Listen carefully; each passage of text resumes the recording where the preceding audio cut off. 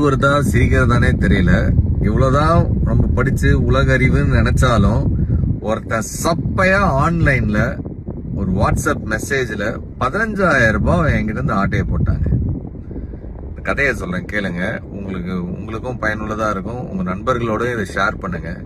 கோயம்புத்தூர்ல இருந்து எனக்கு தெரிஞ்ச ஒரு பெரிய ஹோட்டல் தொழிலதிபர் அவரு வாட்ஸ்அப்ல இருந்து எனக்கு ஒரு மெசேஜ் வருது, ஐ நீட் அ ஹெல்ப் அப்படின்னு. நான் வண்டி ஓட்டிட்டு இருந்தேன். அவர்கிட்ட இருந்து ஒரு மெசேஜ் ரொம்ப ரேரா வரும். அவர்கிட்ட இப்படி ஒரு மெசேஜா? நான் உடனே சார் என்ன சொல்லுங்க அப்படின்னு, ஒரு 15,000 ரூபாய் எனக்கு உடனே அனுப்பு அப்படின்னு ஒரு அடுத்த மெசேஜ். நான் ஓகே சார் நம்பரு அப்படின்ற ஒரு நம்பர் ஒன்று அனுப்பியிருந்தாரு. அந்த நம்பரை நான் செக் கூட பண்ணல.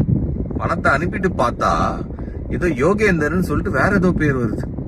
அப்போதான் எனக்கு டவுட் வருது, சார் நம்பர் இல்லாம வேற ஏதோ நம்பருக்கு அனுப்ப சொல்றாருன்னா ஒருவேளை இது ஸ்கேமா இருக்குமோன்னு நினைக்கிறதுக்குள்ள பணம் போச்சு. அவருக்கு ஃபோன் பண்ணி கேட்டா நான் நினைச்ச மாதிரியே, என்ன செந்தில் காலையிலேயே என் போனை வாட்ஸ்அப்பை ஹேக் பண்ணிட்டான், நீ ஒரு 500வது கால் எனக்கு இந்த மாதிரி பண்றது. இத்தனை பேர் பல பேருக்கு மெசேஜ் போயிருக்கு, சில பேர் பணத்தையும் அனுப்பியிருக்காங்க.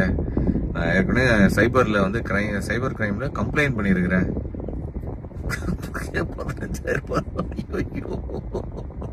எவனோ ஒருத்தன் குறுகுல பூந்து ஆட்டையை போட்டு போயிட்டானே.